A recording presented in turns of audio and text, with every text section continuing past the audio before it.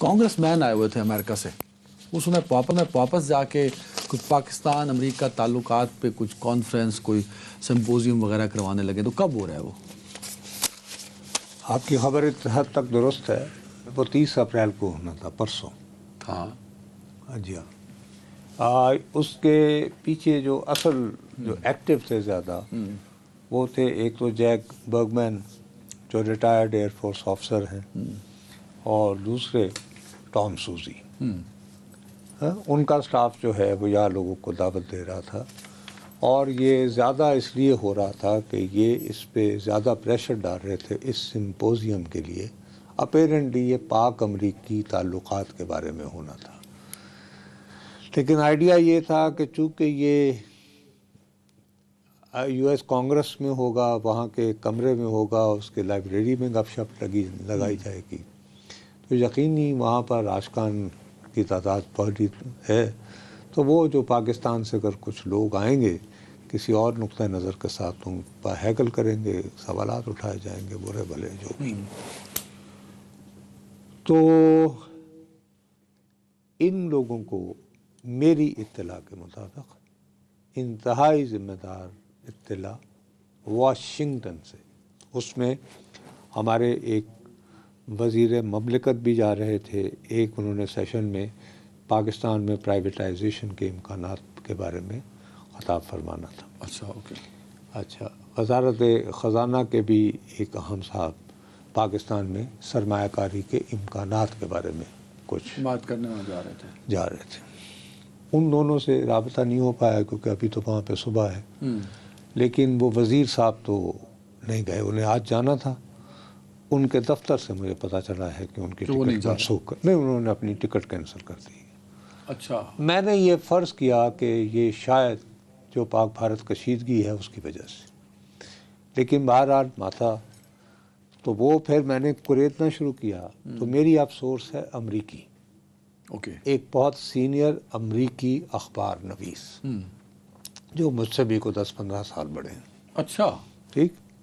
وہ یہ کہہ رہے ہیں کہ یو ایس اسٹیٹ ڈپارٹمنٹ، امریکہ کی وزارت خارجہ نے ان دونوں حضرات کو یہ مشورہ دیا کہ صاحب آپ اس موقع پر اس سمپوزیم کا انعقاد بھول جائیں، بیکاز آف انڈین. آپ سے درخواست ہے کیونکہ بھارت اور پاکستان کے درمیان کشیدگی بڑھ رہی ہے، اور ہم اس موقع پر اس طرح نہیں نظر آنا چاہتے کہ ہم یا تو اس کشیدگی کو بڑھا رہے ہیں یا پاکستان کے ساتھ کھڑے ہو کر ہمارا ٹلٹ ہے اور ہم پاکستان میں سرمایہ کاری کو بڑھاوا دے رہے ہیں.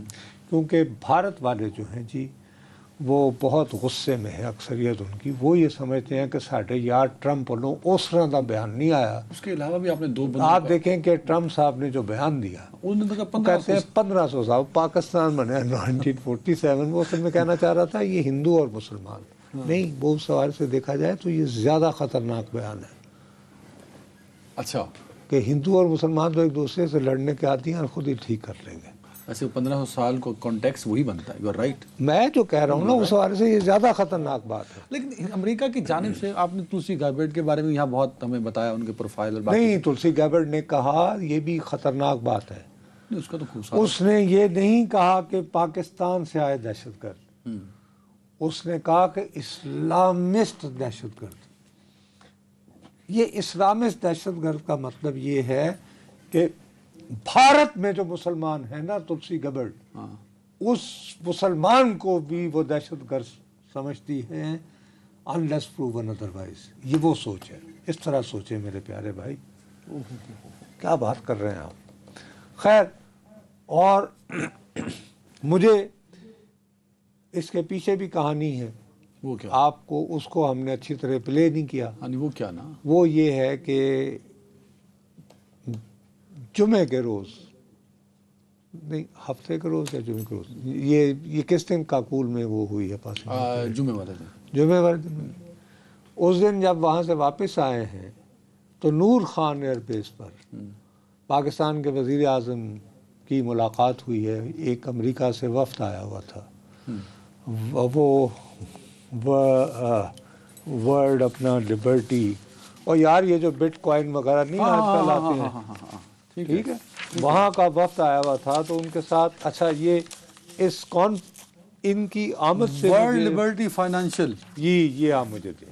ورلڈ لبرٹی فائنینشیل یہ اس کا وفد آیا ہوا تھا. اچھا اچھا اس کے حوالے سے آپ بڑے حیران ہوں گے سن کے کہ دنیا بھر میں یہ جو کرپٹو کرنسی ہے اس کو استعمال کرنے میں پاکستان جیسا غریب ملک پتہ ہے کون سے نمبر پہ ہے؟ Any gas? 50 سے تو اوپر کو. 5th.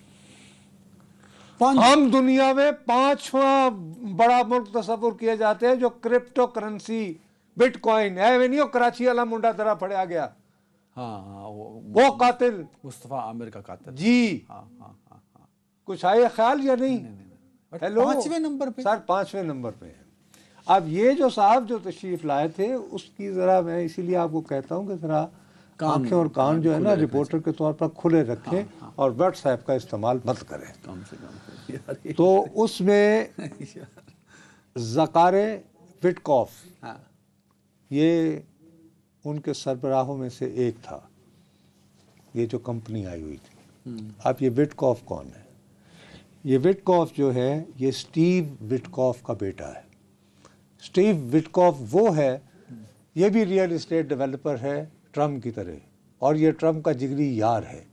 سٹیو وٹکوف کو ٹرمپ نے اپنا خصوصی سفیر مقرر کر رکھا ہے فور روس. پوتن سے پیغام رسانی یہ کرتا ہے. اوکے اس کا بیٹا ہے یہ. سمجھ گیا. سمجھ آئی تھی کہ نہیں؟ اور اس کا قریب ترین دوست کون ہے بھائی؟ جیسے اگر میرے والد مرحوم کی کسی کے ساتھ دوستی اور ان کا بیٹا اچھا دونوں کا کاروبار بھی ایک ہو تو یہ ٹرمپ کا بیٹا جو ہے نا یہ جو لڑکا ہے زکارے وٹکوف یہ ایرک ٹرمپ کے جو ٹرمپ صاحب کے بیٹے کے بہت قریب ان کا جگر جان ہے. اوکے.